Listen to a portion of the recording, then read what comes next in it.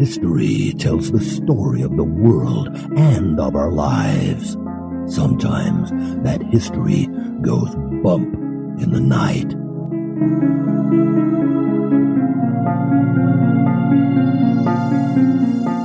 Broadcasting from the center of Oddity and the supernatural in Central Florida, it's the History Goes Bump podcast.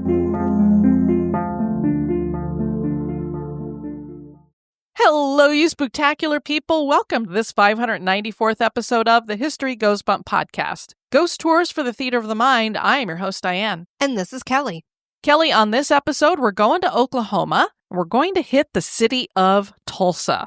There's a lot of haunted locations in this city, and I couldn't think of anything better than to have someone who's an actual ghost tour host to join us to tell us about haunted Tulsa. So we're going to be joined by Teri French of Tulsa Spirit Tours to tell us about these haunted locations.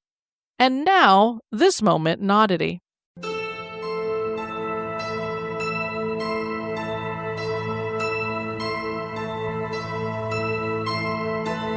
We love the Victorian era, so, of course, we gotta love the Queen for who it was named. Queen Victoria. Of course. But of course. Something that we really love about her is how much effort she put into her funeral and burial. This was a woman with a plan. A 12-page plan. I'm slacking. I haven't even gotten my will together yet, much less this. First, she had a list of things she wanted to accompany her in the coffin. These items included a plaster cast of Prince Albert's hand, and for those who don't know, Prince Albert was her husband. The Queen had actually slept with this every night after his death in 1861. A photograph of John Brown. And for people who don't know who that is, it was her lover after Prince Albert died. A cape made by her daughter Alice for Prince Albert. Her wedding veil and rings.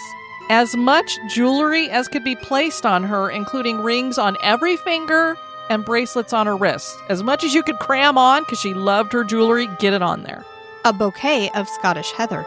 And some people think that was to cover over the smell of decay, but I think it's because John Brown was Scottish. Oh. Prince Albert's dressing gown.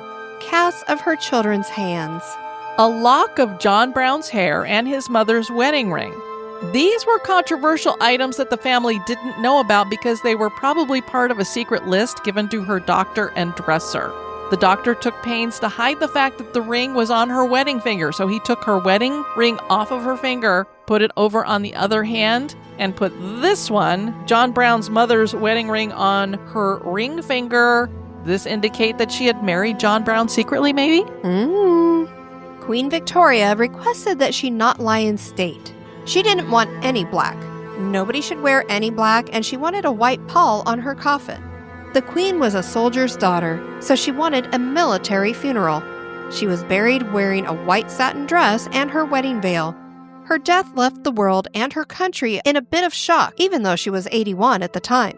But for us, the real shock is just how meticulous and planned she was in regards to her burial, and her requests certainly were odd.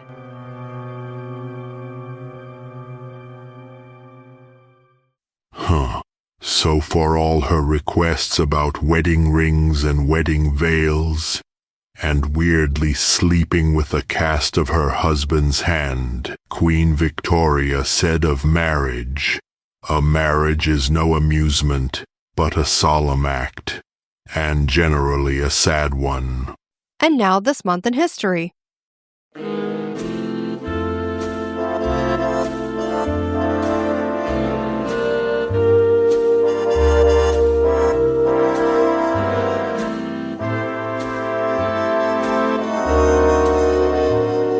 In the month of July, on the 1st in 1903, the first Tour de France started. The Tour de France is a bicycle race that runs through multiple stages over multiple weeks in the country of France. Every year features a different route, but the typical modern-day route runs about 2,200 miles and goes through 21 stages over 3 weeks. The first race ran through 6 stages that were very long, typically 250 miles each. That's a lot of time in the saddle. If you could make it through those, good luck. Today's stages are a little over 100 miles. There were 1 to 3 rest days between each stage, and the route was relatively flat for that first one. Cyclists raced solo, so there were no teams like our modern race. The leader after a stage was run would wear a green armband rather than today's yellow shirt. Cyclists got paid at the end of each stage if they were one of the fastest 8 cyclists of the stage. So you weren't riding for just one big purse. And you could actually join at a different stage. So let's say you didn't start the race with the first stage. You're like, I just want to run that third one because it looks pretty easy. You could just do that.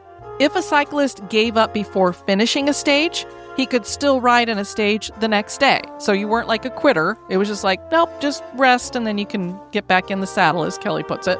This 1903 race had 60 cyclists, and only 21 would complete all 6 stages. Maurice Guerin was the winner, sealing the greatest margin of victory that there would ever be in the Tour de France. He set the mark at the very beginning, and nobody has surpassed it. He won by 2 hours, 59 minutes, and 31 seconds, so basically 3 hours. Can you imagine? That's crazy. I had no idea. Yeah. He won 6,075 francs, which I have no idea what that would be in our modern day American dollar, but it was enough that he was able to use it to buy a gas station, and that's where he worked for the rest of his life. Tulsa is a thriving city with a diverse cultural and art scene. But it wasn't always that way. The city suffered through the 1921 Tulsa Race Massacre. The area was settled by the Creek Nation after they were removed from their ancestral homes in Alabama and Georgia, and Tulsa eventually became an oil boomtown. The history here has led to hauntings in many locations, and we are joined by Teri French of Tulsa Spirit Tours to explore the history and hauntings of Tulsa, Oklahoma.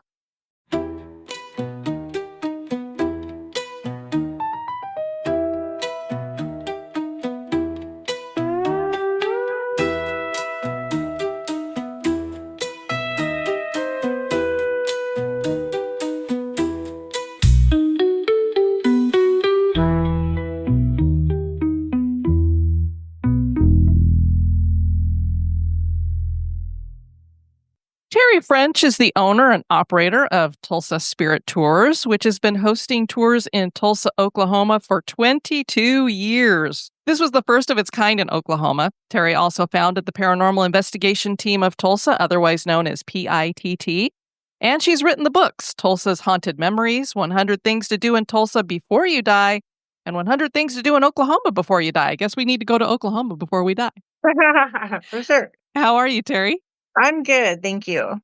Clearly, you are interested in the paranormal, and I always like to ask people, how did you get started with that?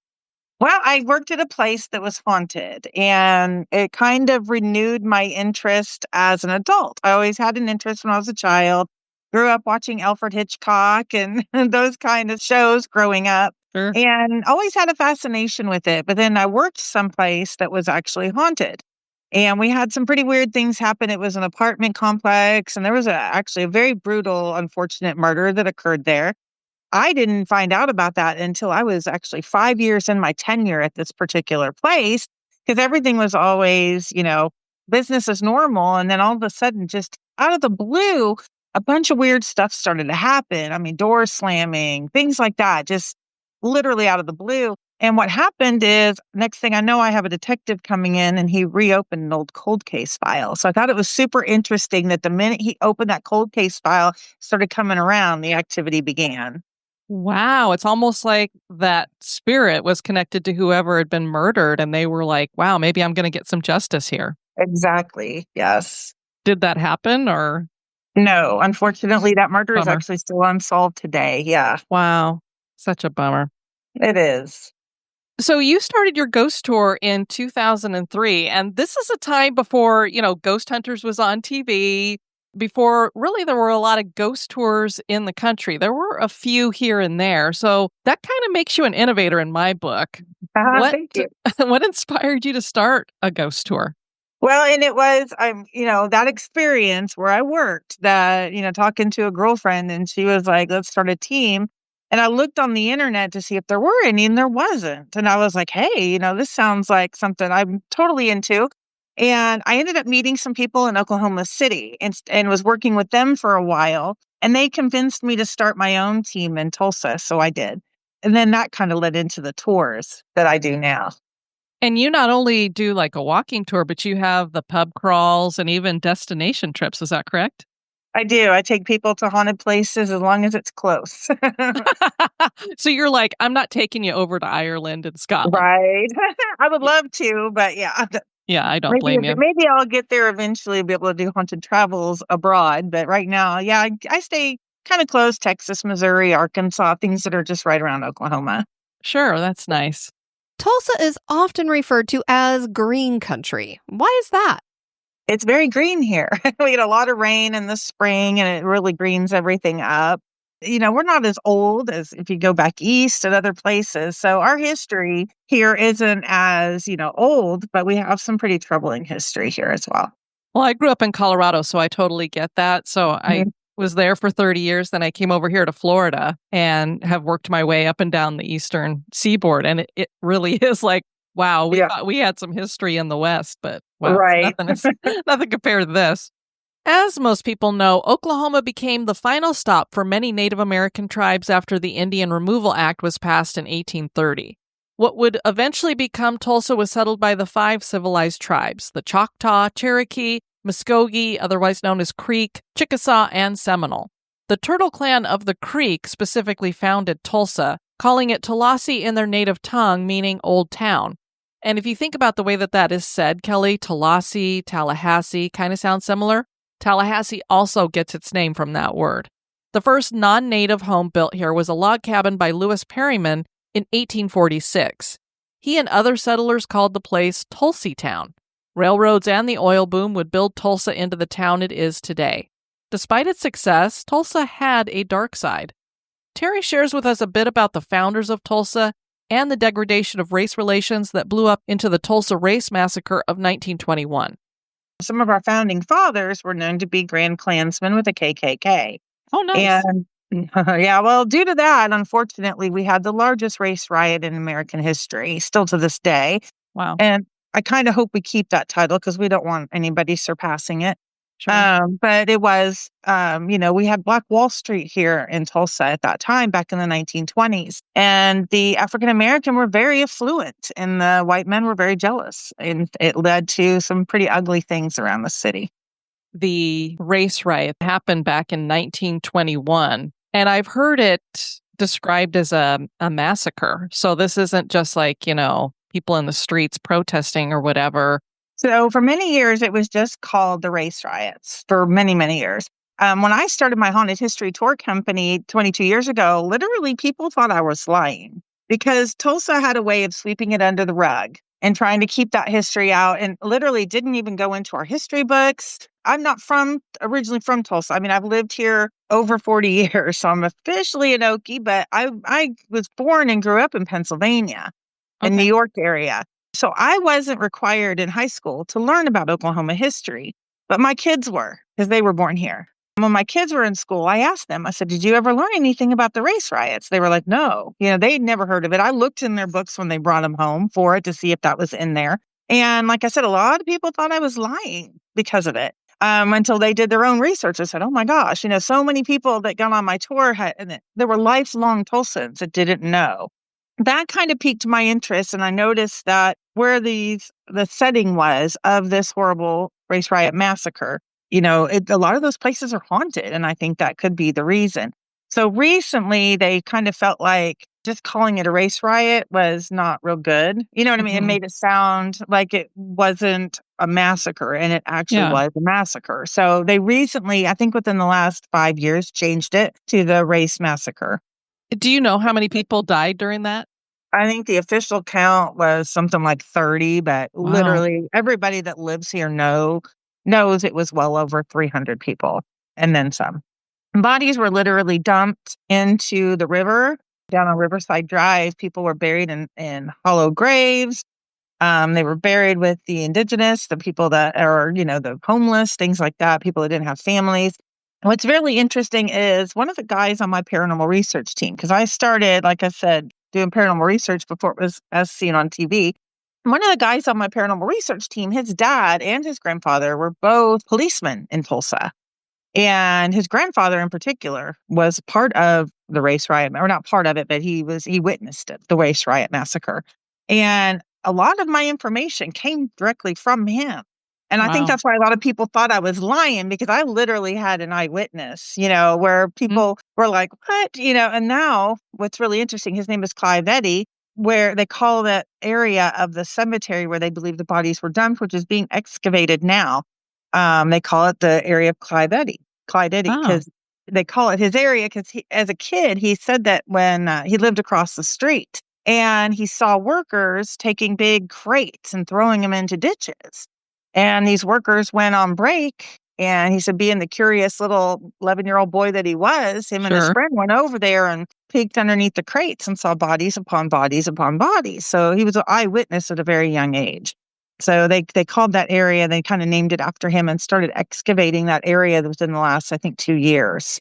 And they are I'm glad finding they're doing things. that. Yeah, it seems like there's a lot of Black cemeteries that have been forgotten all around the country, and they're finally getting in there and doing a lot of archaeological studies and such, and rediscovering Right. them and fixing them up again. And so it's good to hear that that's happening.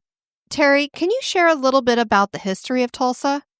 We were incorporated in 1908, but some of the earliest settlers, of course, were during the land run and other things. So we're talking late 1800s. Some of the stuff that I had read at one point said that they considered Oklahoma uninhabitable at one time because of our weather. And that's the reason that they did the Indian Removal Act and sent them there. They thought they kind of said, give them the crappy place with the crappy weather. And that's kind of how that came to be. We know that you can't really talk about hauntings without talking about the history. How important do you think history is to hauntings? Absolutely. They go hand in hand. And I'm a firm believer that if you learn from it, you're not going to repeat it. And that's something that I think is super important, especially when it comes to the race massacre that happened here. And I feel like kind of sweeping it under the rug and not telling people about it could cause it to happen again. You learn from those mistakes. And it's really, really important to keep that history alive so that we can continue to learn. Because, once I'm out of here and 6 feet under or whatever, I'm hoping there's going to be somebody comes behind me and continues to educate, the public about what happened, because Sure. it's super important to keep that history alive. And I notice that every place I investigate, we always do, some history background, and there's 9 times out of 10 something pretty tragic or unexpected that occurred there to cause the haunting. So I think that in that regard, history definitely plays a huge role. Yeah, to me, it's kind of a waste of your time to go into a place and not know the history, or at least figure out the history after the fact, so that Right. you can not only legitimize whatever activity you might have gotten, but just figure out why there is some kind of activity going on there. Because that's part of it for us when it comes to supernatural activity, is the why. I mean, what is that? Why does it happen? And I think if you don't have the history, you're missing a huge chunk of what can help you figure all of that out. Absolutely. In fact, what's very interesting is I do classes too. I do like a metaphysics, and I also do a ghost hunting 101. And I do it at the local VFW. Now, this VFW was built right around the race riot time period, and it right before it actually, and it was a makeshift hospital for victims of the race riot massacre. So in my ghost hunting 101, we literally got a little girl telling us her age several classes ago. In this last class, we got an actual picture of her. So we have her a picture and we have her age. And so my class that I'm doing in September, we want to get her name. And then we can tie those records with the race riot massacre victims and maybe actually find a real picture of the young girl Wow, that that would haunts be that building. amazing. Hmm. Wow. Yeah, I'm really hoping that we can find out who she is, just to kind of give her some credibility. But she's been seen a lot through that VFW by people that are there. They used to have a coffee shop there, and a young student was working there, and some couple walks in and goes, "Oh, that's such a cute little girl. Is she your daughter?" And There was nobody there with them, So a lot of people have seen her and talked to her and heard her, and so we're really trying to figure out her identity. Just kind of give her a name for sure. Yeah, that'd be great if you could get her name. And it Mhm. sounds like you're kind of establishing a relationship with her, so it's more likely that you will get something. Hoping so. That'd be awesome. And now a little break for a word about one of our sponsors.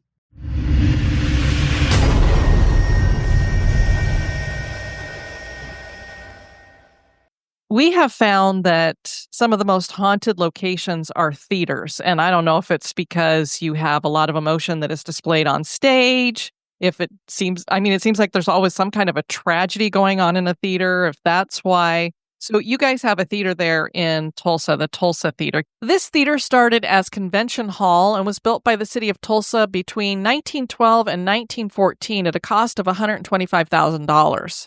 The theater was designed by architects Rose and Peterson out of Kansas City.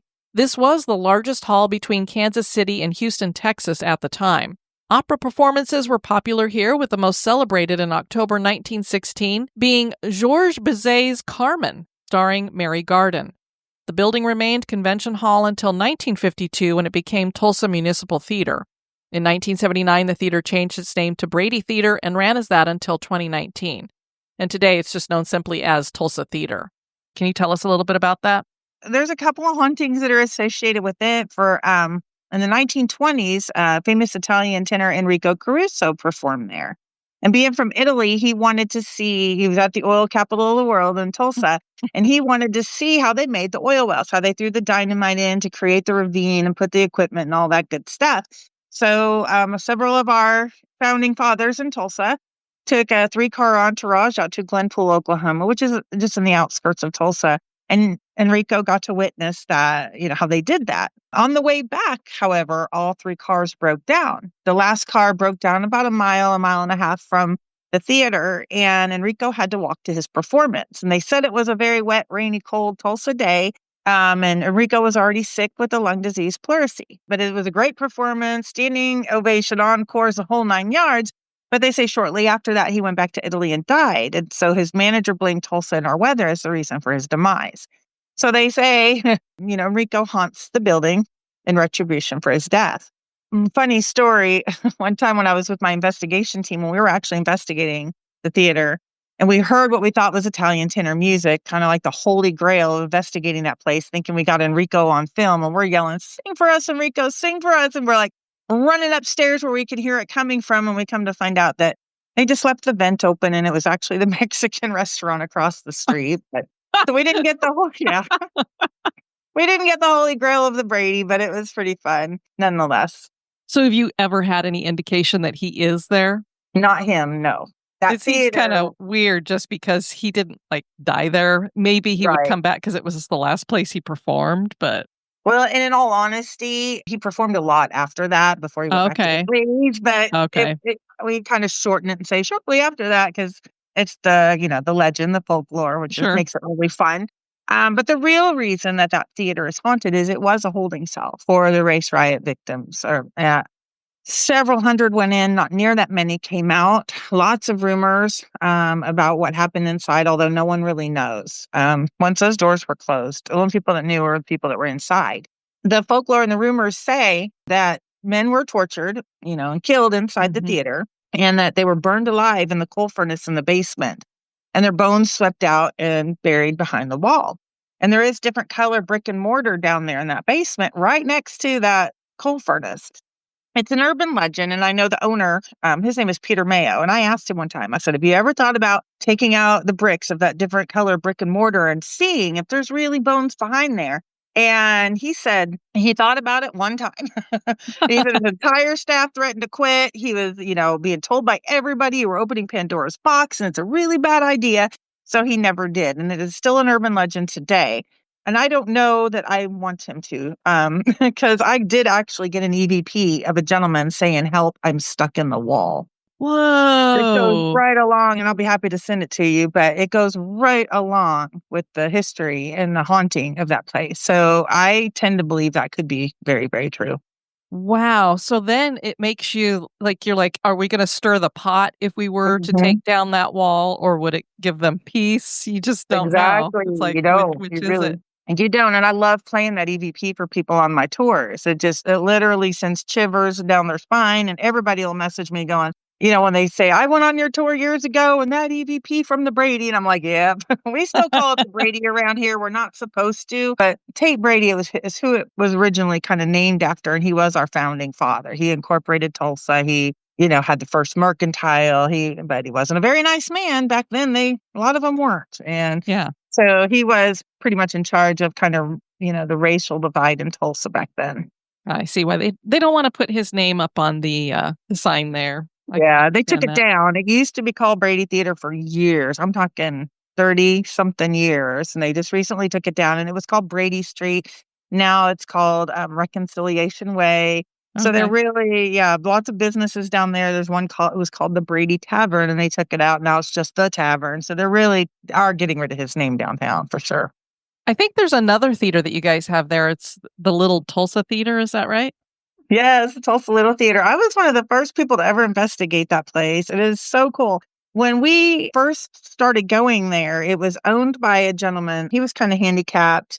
He had people living in there, and it was in pretty bad disrepair. I mean, there was clothes and furniture and stuff everywhere, and a pretty big mess. And I did a big conference there one year, and we actually came in like 2 weeks before and painted it, shampooed the carpets, did all kinds of stuff just to get it presentable enough to have people coming in for a conference. It was super fun. And that day of the conference, I want to say it was like breaker number 13 kept tripping. We had 13 lights go out. It was like wild. We were taking tours in there for years and years, and then an attorney purchased it, and he actually restored it back to its glory. So definitely, it's gorgeous now. If you go in there, it's all restored, and they're still working on it. The back part and the stage, they're kind of getting to that area. I haven't been in there in like a year or so, and they've done an amazing job with restoring it back to its Art Deco look that it had. So I don't go in there much anymore, but they've had quite a few wild experiences. And when the attorney bought it, and he bought it when it was in that horrible disrepair, they called me immediately because they were there one night and they were like cleaning it out and they were all real tired. And so they were sitting on the stage talking, and it was the owner, his wife, and like 3 or 4 of their workers. And they opened a beer, sitting on the stage talking, and they could hear the beer chest being dragged in the front lobby. And they all freaked out and jumped up and ran up there. And sure enough, it was in a different spot. So they looked up a paranormal research team, which was me. I've been the only one in Tulsa for all these years. And so they called me and we started investigating, and it's been a blast ever since. Well, they just wanted some beer, man. Yeah, right? That's what we kind of joke about that. And one of the tours, actually, the owner's wife had her nephew there. And somebody took a picture of the tour group leaving, and there's literally a ghost of a little boy right next to him. A Whoa. little bit smaller than him, like he's following her nephew around. So it's pretty wild. Neat. He was like, oh, there's another kid here. Maybe he'll play with Yeah. me. Wow. I thought that this was such a cool setup when I saw the picture of like the lobby, because I was like, you don't really hear of a theater also being a law business. It would be like one or the Mhm. other. And I just love that he's like, you know what, I'm going to make this my office, but I want to keep the integrity of what it had been before too. So it's very cool that he He's did done that. an amazing job. And the way they did the lettering on the front of the building, when the sun sets, it reflects onto the ground. It's Oh, really neat. wow. Very neat. I love that. They're pretty cool people. I haven't been there, like I said, in several years. They got pretty busy, which I'm glad, because I like taking people into places and letting them know, hey, you can lease this out if you want to have a party here or do something. And it seems that places get a lot of business once they've been, on a tour. It used to be you didn't want to let anybody know that you had some hauntings going on in your building. And now it's like, no, it actually kind of adds to the value. It does, for sure. Brings There in are, business. I just started one in my little hometown here in Broken Arrow, Oklahoma. I started one downtown 3 years ago, and I haven't done any here at all. And that one, same thing. It's selling out like crazy, and people are loving it. And it's fun to uncover all the secret history that people don't know about. yeah, people just love ghost tours. When I do here in Broken Arrow, I take people into a military history museum that was the original Broken Arrow Hospital. And so we've had some pretty crazy things happen to us in there. But the people at the Military History Museum told me that since I've been bringing tours in, they're seeing a lot more people come through their door. I have a chocolatier that I give everybody a little ghost chocolate. And he thanked me profusely, saying people are coming in and buying fondue sets. They didn't know we were here. So all those businesses that are downtown Broken Arrow have given me such amazing feedback, and it makes me feel good.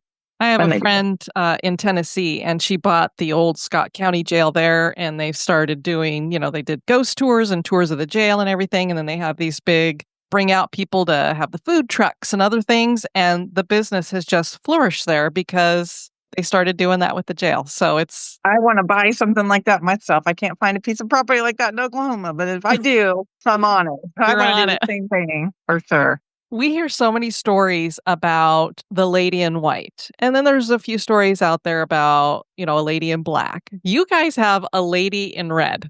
That's at the Cain's Ballroom. Yes. She has been seen by people there. We don't know who she is. We think she could be a previous owner, but a woman did live there for a while. And actually the ticket office was her bedroom. When she bought it, she bought it in the 70s and tried to revive it as a ballroom because it originally started as a ballroom and a place for taxi hall for country music and things like that. And she tried to revive it in the 70s, and ballroom dancing just wasn't as popular, and it kind of failed miserably. And they've said they've seen her in there several times. Now, one time when I was in there, and way before I ever started my paranormal research team, I was in the women's bathroom, and it was literally right after a concert. Everybody was gone. We were kind of hanging back talking. The bartender was a friend of mine, and we were just kind of talking and stuff. And the bouncers are all like, y'all need to leave because we have to get cleaned up and get out of here. And I was like, oh, okay. I said, can I use the restroom real quick? And he goes, hurry. Yeah, hurry. So I ran back to the restroom, and I'm in there by myself. I hear a woman crying and sobbing. And I'm like, honey, are you okay? What's wrong? And I'm sitting down doing my business, so I couldn't look for her at that moment. But when I finished and I flushed it, the crying stopped. And I go looking, and this bathroom's no bigger than your bathroom at home. It had like 2 stalls, It was not a big bathroom at all at that time. They have a huge one now, but this one used to be behind the stage. And there was nobody in there with me. And I walked back to, join my friends and told them what had happened. And they took my car keys from me, thinking I had too much to drink that night. But when I started my paranormal research team, I remembered that experience. And I called up there and I spoke to the owner's son. And the minute I told him that, he dropped the phone. And I'm thinking, oh, great. He thinks I'm crazy. He's never going to let me in there. And he picked it back up and he goes, that freaked me out. And I said, I'm sorry. It really did happen. He goes, no, you don't understand. The same thing happened to me. I was in there cleaning up after a concert and I heard a woman crying and moaning and sobbing. And I was like, thank you. You don't think I'm crazy. And he's like, no, come investigate. So we did. And it's been a really cool place. And like I said, that was so many years ago. The Cain's is so popular. It's a music icon in the United States. They're actually making a movie about it right now called, I think, Raising Cain, I think. They've actually talked to me, and I might help them with the haunting part of this documentary about the Cain's Ballroom. So I'm hoping I get that opportunity. Oh, how neat. That's going to be a great documentary. Yeah, for sure. There's been so many famous people that have graced that stage. It's unreal. I can only imagine because I just love that whole ballroom thing. She's probably really angry now because, Dancing with the Stars has made ballroom dancing popular again. So she's like, I could have been doing so good. Right. For it's sure. all about timing. And then one time, a production company out of LA was actually doing Haunted and Mysterious Route 66 in haunted theaters. And they contacted me, and literally this was back in 04, 05 maybe. And they said they wanted to get, someplace for Haunted and Mysterious Route 66 and haunted theaters. So I got them into the Cain's and Tulsa Theater. And they actually dressed up some of my girls that were on my paranormal research team. And, they played parts. They dressed them in costume and filmed them. And so one of my girlfriends played the lady in red at Cain's. It was a super fun thing to do. But the thing about it was that producer looked at me and he goes, so how long have you been around? And I was like, oh, I started in the late 90s, a couple of years. And he was like, I've been all over the country. I've never seen a team primarily of women. And I was like, really? He goes, yes, because everywhere I go, it's all men, all, like the plumbers for ghost hunters, it's all men. And he was like, can I pitch your team for a TV show? And I'm like, no. I was like, yes, please do. Well, and he did. And it went to pilot with Women's Entertainment, and we were called Ghost Moms. And it was about us being, moms during the day, got soccer moms during the day, and having this weird hobby at night. And it's now streaming on Hulu and Disney. So you can see it there if you want. It's called Ghost Moms. Super fun, but it didn't go anywhere. It just the pilot, and it kind of didn't go anywhere from there. But that was the same time Ghost Hunters was coming out. So, and we got to do reenactments with that production company and their Haunted and Mysterious Route 66 stuff. So it all it was really fun time back then. Wow. So cool. Yeah, because definitely back then, I mean, it took a long time before there was a lot of women who were getting involved in it. And then, having an all women's team is very unique. It was. I'm disappointed it didn't go farther because it was fun because they came out and they drive us around in, dark SUVs and feed us Starbucks. And it was awesome. Yeah. They cater every investigation. We were like, wow, we could get used to this. Again, it's all about timing. Mm-hmm. The cave house, that has to be one of the strangest pieces of architecture we have ever seen. This started out as a simple chicken restaurant in the 1920s, but there was something else going on there too. Can you tell us about this? So that was a speakeasy back in the day. So Very cool. It was said that if you had the right password, that there was a door right next to the left of the fireplace. And if you go in and tour it today, you see that fireplace. But they said that there used to be a door to the left of it. You went in that door, around a corner, down some stairs, and it led into a secret ballroom where you could get drinks during Prohibition. And in fact, in this ballroom, it had a door in the very, very back of the ballroom. And a lot of outlaws that came through Tulsa would go there and they'd sit by that back door because it led to some underground tunnels that led out into the streets. So that if the law came in, they could make a quick getaway and be gone. So that was the rumor. And then years went by. It got condemned for a while. And the speakeasy part actually filled up with water. And the guy that owned it at the time, they were going to condemn it if he didn't wall it off and, seal it. And so that happened. And the current owner, Linda, I've asked her several times. I'm like, I'm ready and waiting with my waiters. Whenever you're ready to go, knock down that wall. But, they're really concerned about if they even tried to, about how it would, impact the integrity of the structure itself. So I don't think she's ever going to go looking for that ballroom, but that place has such amazing history. She's kind of wanting to get away from the haunting stuff, though. She's more interested in the history. We used to take tours in there all the time.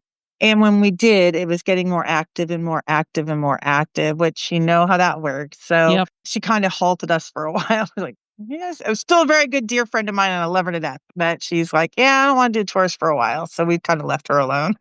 Yeah, she's like, stop feeding the spirits. Yeah, for sure. Is this place called is it Gilcrease House? Yes. Now, is this a museum? It was a museum. They just tore it down. So the place is going to be even more haunted. But yes, Thomas Gilcrease had an amazing collection of art. He was one of the first to start with specifically Native American art. We've heard that the museum's very haunted. He has a house on the property as well. Now, that house at one point was an orphanage for underprivileged children of the 5 civilized tribes. At one time, it was rented out. And so there was lots of different ownership and people that kind of came through. And in fact, one time, which a lot of people don't know, Thomas Gilcrease tried to sell it. But the people defaulted on the loan, which if they hadn't, he wouldn't have got the property back and we wouldn't have the Gilcrease Museum today. But he got the property back. He ended up living there until he died, and he died inside the house. Not super tragic history associated with it, other than it was built by a gentleman named Flowers Nelson, and he was building it for his beloved fiancée, Teri, and she died very tragically during the construction of the home, and he couldn't bear to live there without her. So he sold it to Thomas Gilcrease for a very good price as day after Christmas, I believe. So we have done a lot of investigations there. Back when it was privately funded, it was a Gilcrease Foundation, it was privately funded, they were going to let me do tours out of that house. And I was literally on, cloud 9. I'm telling you, it is the most haunted house in Tulsa. We've been in there a total of maybe 5 times and got more data and more experiences out of that one little house than we did 20 times at the theater. It's really crazy. So it's super haunted. And I think it's because it's made primarily out of sandstone, which carries electromagnetic energy. So I think that could have something to do with it. He's been seen there by very credible people. The former curator told me a story one time that he was closing it up one night and went to double check the front door. And as he turned around, he saw Thomas Gilcrease on the bend of the stairs. And he said he looked right at him, tilted his hat, and walked back upstairs. The guy was like, that Wow. man's been dead a long time. So it kind of freaked him out a little bit. They have a very high turnover of night watchmen there. We kind of joke about that. I do think the house is definitely one of the most haunted houses in Tulsa. I took tours up there quite often because we could go onto the house's porch, and Mr. Gilcrease is actually buried there with his parents. So I would take them on the porch. I would tell the history. They'd walk around, and we'd go down to the tomb, tell more stories. But we had so many experiences at that house. And I was so excited about doing tours through there, but then the Gilcrease Foundation got bought out by TU, Tulsa University, and then they came in and they have all kinds of money. So they were like, we don't need your money, go away. And I haven't been back since. But now they've torn down the entire old museum. It's gone. And they're building a brand new one. So I'm really curious what the activity is going to be like when they finally open the doors. It's been under construction for several years. So basically the original house is completely gone. The house is still there. The original museum is gone. Okay. So he could still be hanging out in the house. And he might not be happy that they tore down the museum. That's what I'm thinking. Yeah. And now a little break for a word about one of our sponsors.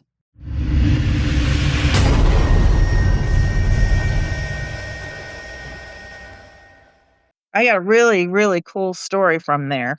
So a guy that joined my investigation team one time, his name was Jim, and he was a Tulsa police officer.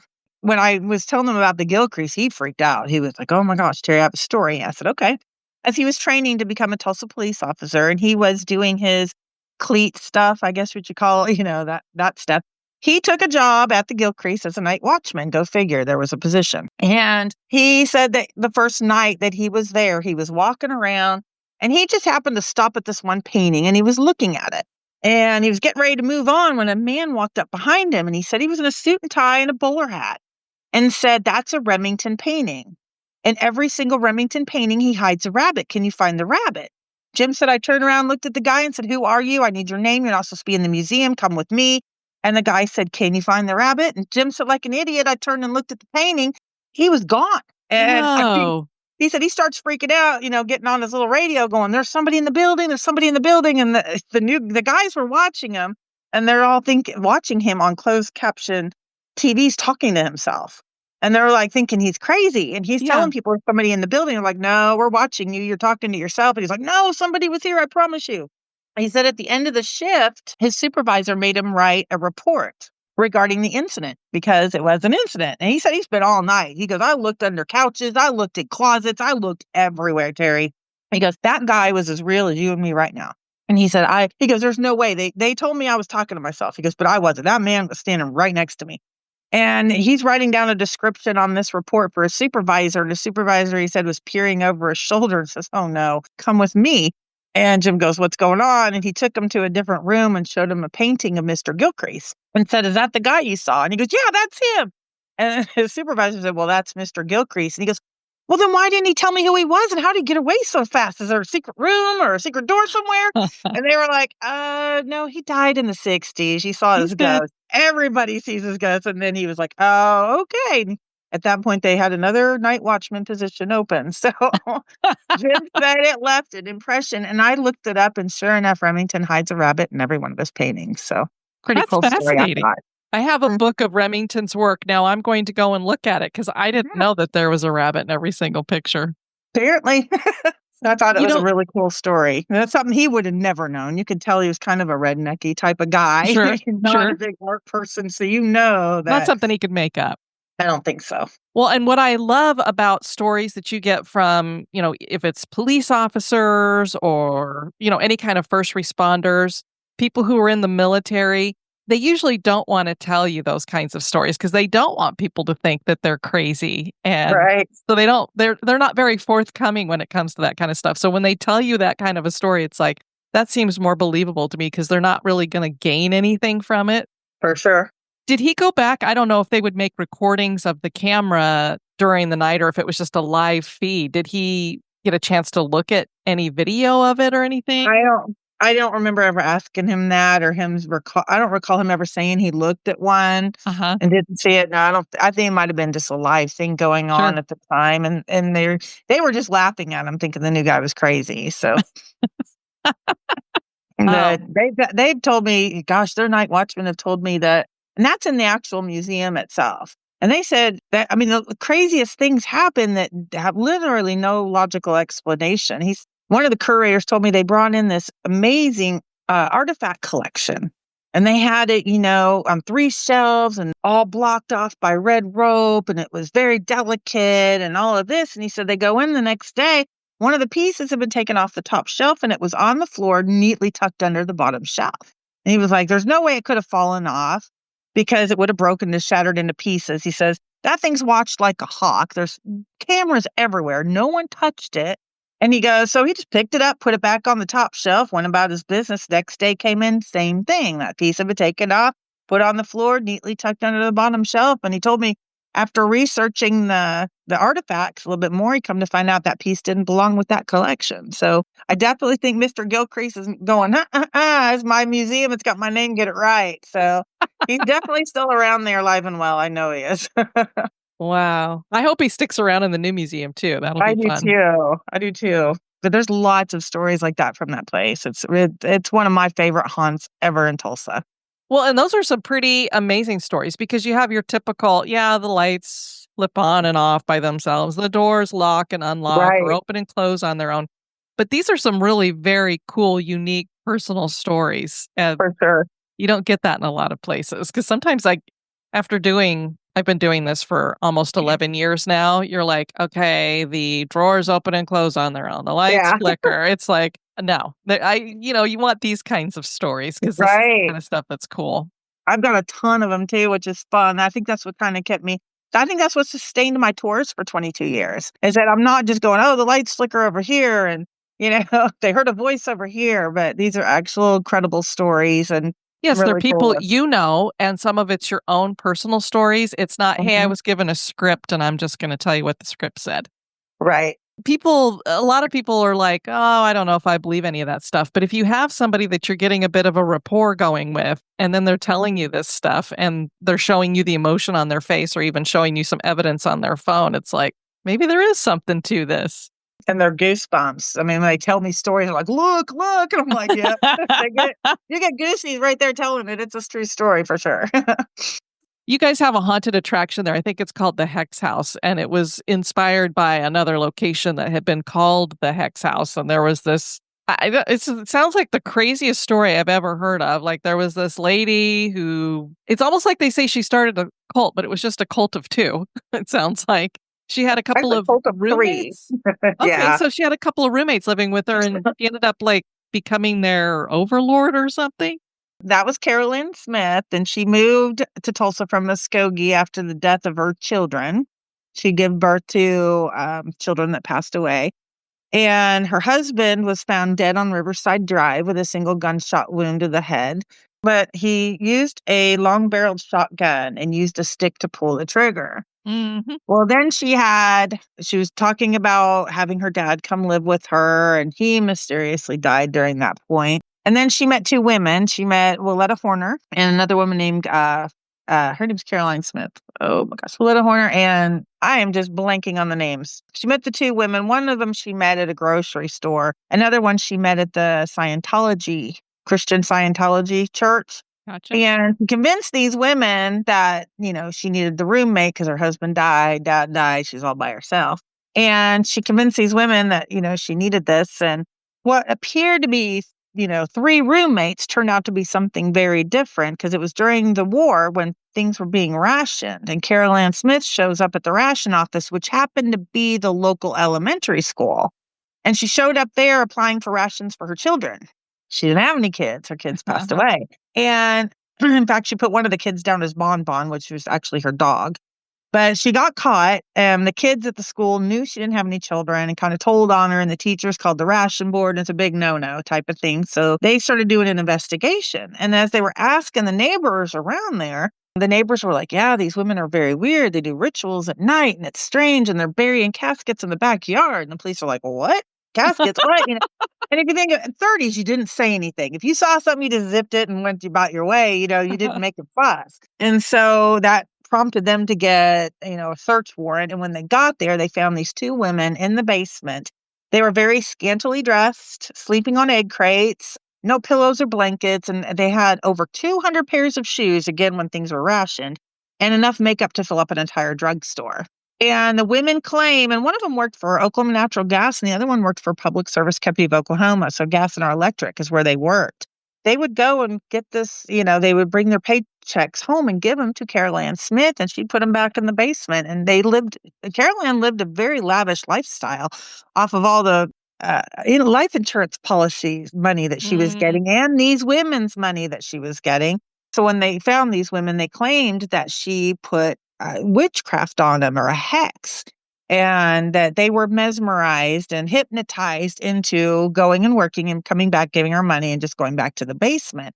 And so that's kind of how it got labeled the hex house by people that were just onlookers. It just kind of got named that. They did find the coffin in the backyard, but it did contain the contents of her dog, Bon Bon. And she was found guilty. In fact, she had a housekeeper by the name of Beulah Walker. And Beulah was actually seen running out of that house screaming, waving her arms. And she went out onto 21st Street traffic and was hit by a police officer and died. And Carol Ann had an insurance policy on her as well. Because back then, you didn't have to be related to have an insurance policy on whoever, right? In fact, it's Carol Ann Smith that changed our insurance laws as we know them today. That's why you can't get an insurance policy on the boyfriend or somebody you're not related to. Wow. It definitely relates to her and what she did, but she had insurance policies on both of the girls as well. And the Tulsa police do believe that she was going to kill them at some point, but thankfully they were rescued. And then she did some time for kidnapping and insurance fraud and some other things. And then at that point, she fled Tulsa when she got out. But Wow. pretty wild story. One has to think that probably murder was something else she should have been looked at for. But Probably. Yes, for sure. What's really interesting about that whole haunted attraction, it is considered one of the scariest and one of the top 10 scariest haunted attractions in the United States, which I love. And the first year they ever did it, some guys called me on the phone and said, "Hey, we were on your tour and you gave us the inspiration. So we're starting something called the Hex House Haunted Attraction, and we're inviting you and your team to come for free." So I got to go to the very first one they ever did free of charge. And they actually started that haunted attraction because they were on my tour and heard about the Hex House. Neat.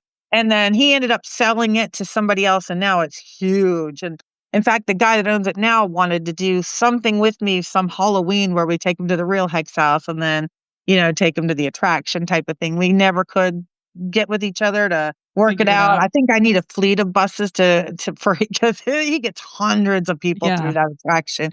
And, I have a 35 passenger bus, so we would need a fleet of buses. I'm thinking to kind of do something like that.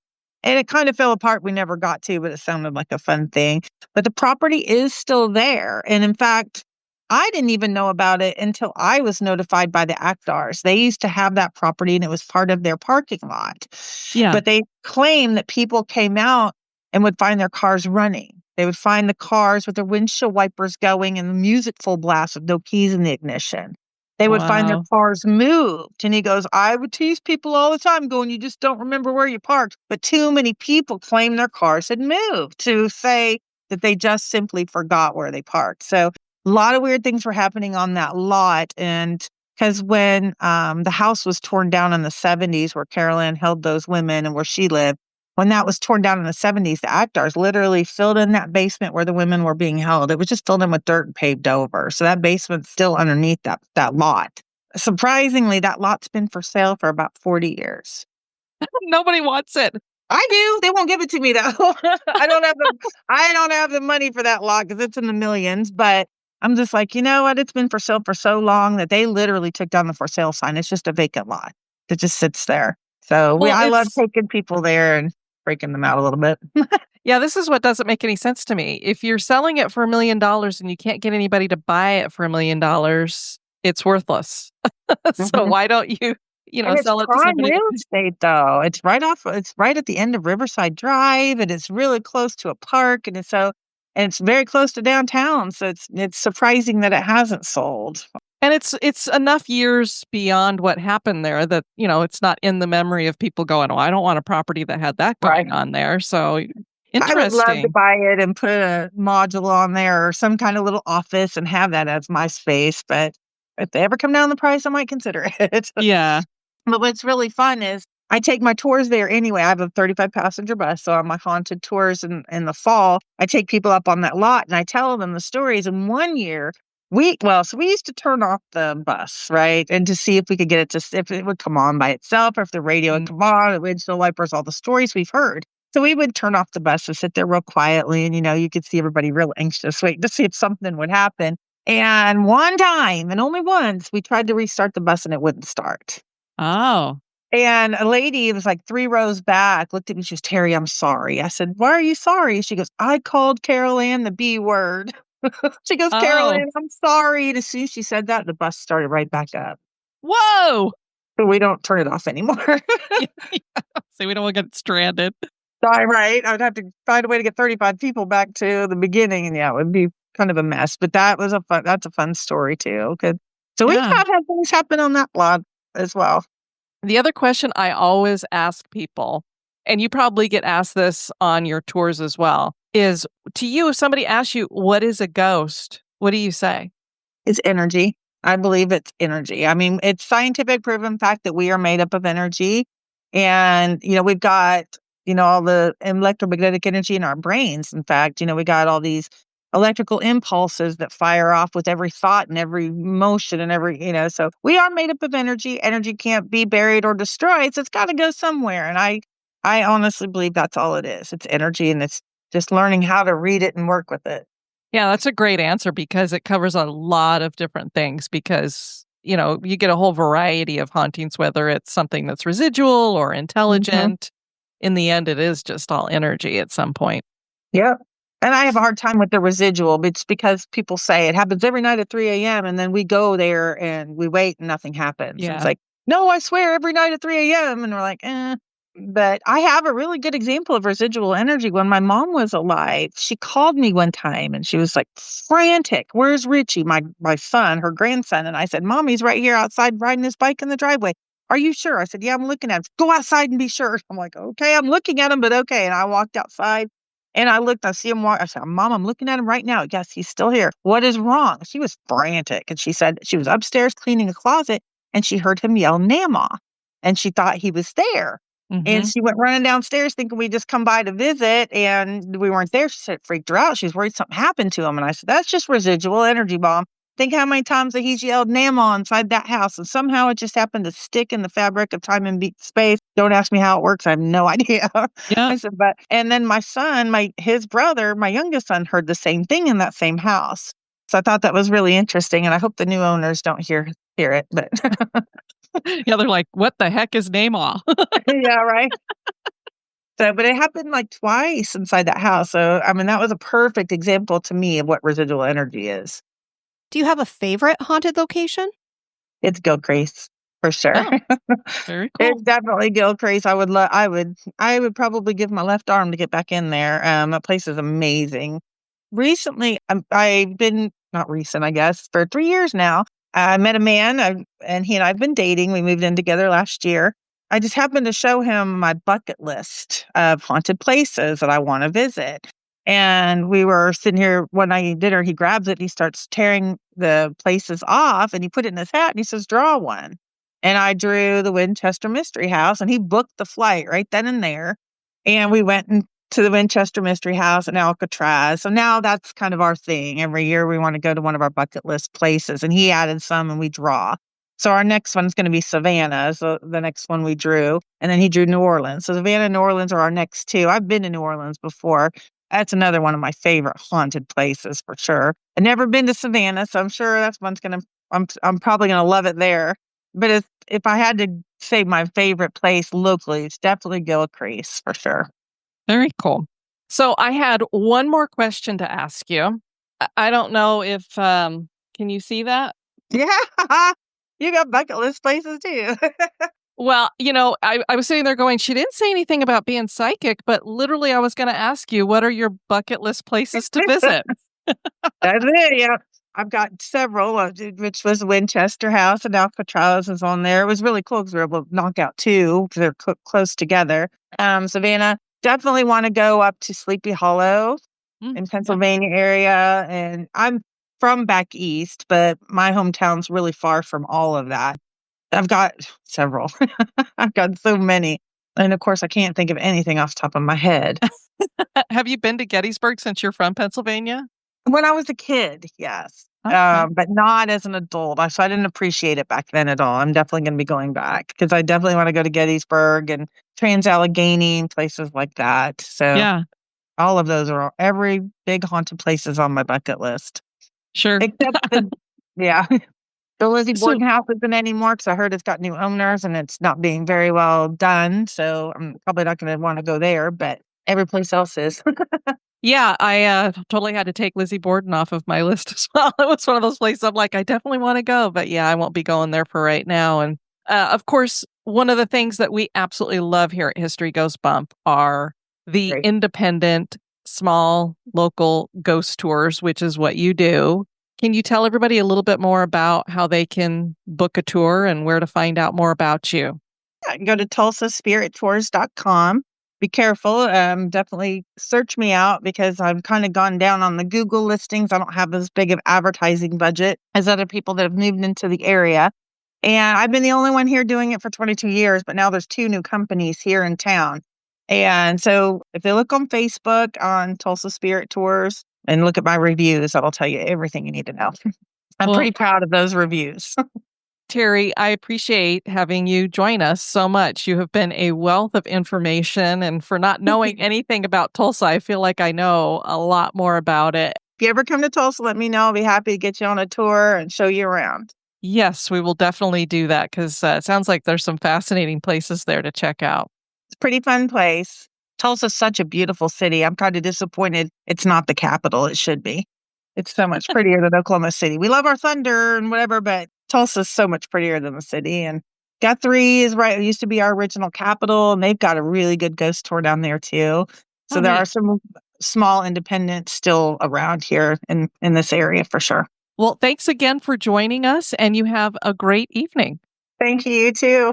Tulsa seems to have several haunted locations in the town. Are these places haunted? That is for you to decide. Well, that was great having Teri join us. If you guys are ever in the Tulsa area, make sure to check out her ghost tours. Definitely. And this is just one of those mom and pops that we encourage you guys to go with instead of going with the big nationwide chains that are out there. Stick with the smaller ones. It's where you're going to get the real history and the people who actually live in the place, love the place, and aren't just reading a script. We'd love to have you guys check out our website at historygoesbump.com. And if you'd like to send us some feedback, you can do that at historygoesbump@gmail.com. I want to thank you guys for joining us on this episode. I've been your host, Diane. And this has been Kelly. You take care now. Bye-bye. This episode is brought to you by our executive producers. Want to keep the spooks away? Give us a review.